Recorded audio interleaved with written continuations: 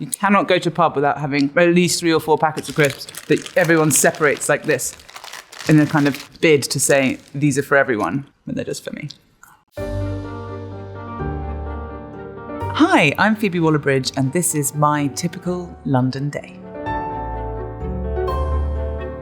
I will always have a Yorkshire tea in the morning with obviously hot water. Don't want to spell it out, but we need to get it right. Then a little bit of oat milk. Not sure if that's this milk, but we're just gonna let it go and just put it in this cup and pretend there's water in it for the sake of this charming little video.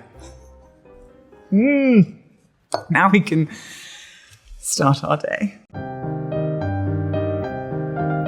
Here we have King Charles III modelling Hello magazine. This is definitely a royal edition. My gosh, this is just catnip for, actually.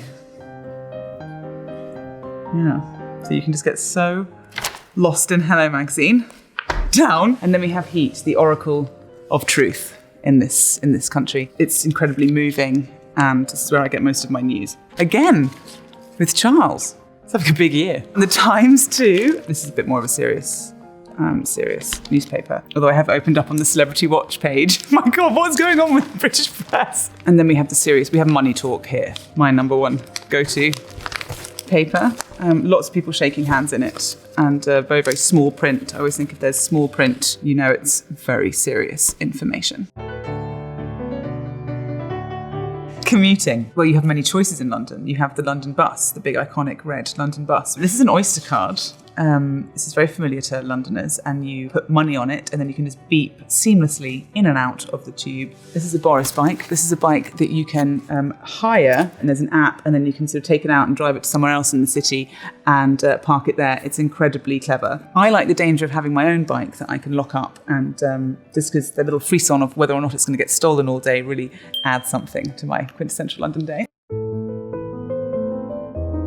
Work, blah, blah, blah. And then you'll go out into the city to scavenge some lunch. Probably going to be from Pret, that used to do a sandwich called, just very simply, the crayfish sandwich from Pret. And it breaks my heart that it doesn't exist anymore, because to me that was something that was definitely quintessentially a London sandwich. R.I.P. That's gone. But they have got a new cheese bloomer thing, which is almost as good. And then you'd probably have a few conversations with people when they don't really say what they mean, and everyone's asking things like, "Are you all right?" with a kind of panicked look in their eyes because they can't really say what their real emotions are. So the 4 o'clock cup of tea comes with accessories. Digestive biscuits, hugely important to us Brits. I do not agree with the existence of orange chocolate in any way, but there is one exception, which is the Jaffa cake. And this is something, again, we are very proud of. They're like biscuits, but they're cakes. It breaks my heart if anyone out there hasn't tried a Jaffa cake. I really would. You can also dunk it, but I prefer to take a bite and then have a slurp of tea with this particular biscuit. So theatre in the evenings is a big part of London life. This is a picture of the Soho Theatre, a theatre very, very, very, very close to my heart. This is where I did my very first reading ever of Fleabag before it went to Edinburgh, and then came back and did 2 runs here. And actually the Soho Theatre put on plays every year that have had success in Edinburgh, and it's an incredibly cool place, and you go and see loads of new writing, and I love it. Or you go to the West End, darling, where you might have yourself a little martini. Although I'm not sure they do actually serve martinis at the West End bars, but hey, it's nice to have you here right now. When you come out, it'll be raining, and you'll be like, my bike's now in the rain, and I probably shouldn't have a drink because the cycling. But then you'll think, hey, let's go to a pub. There's one very popular chain called Wetherspoons. The founder of the Wetherspoons pubs, he called them Wetherspoons because that was the name of a horrible teacher he had who told him he'd never go anywhere in life. If that's true, I'm sorry, Mr. Wetherspoon. Another very important aspect of London life is the crisps. This is a favourite of mine, hula hoops. I can't believe that they don't have these in America. Oh my God, the big ones. I'd actually not seen the big ones before, but they just go on your finger like that. You can do a whole hand of hula hoops, and then you can just spend the next 3 or 4 minutes eating it off again like that. That's the main joy of hula hoop.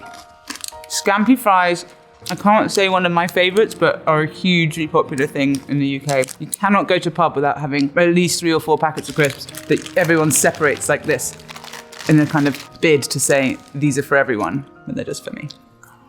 This is a problem, actually having them in my hands. I'm just going to eat them. Freddos. What London kid doesn't know about a Freddo? These were a sort of packed lunch essential. They're delicious. They've got kind of like caramel on the inside. Am I supposed to be opening all these? Because it's just coming very naturally to me. I thought they had caramel on the inside. What am I thinking of?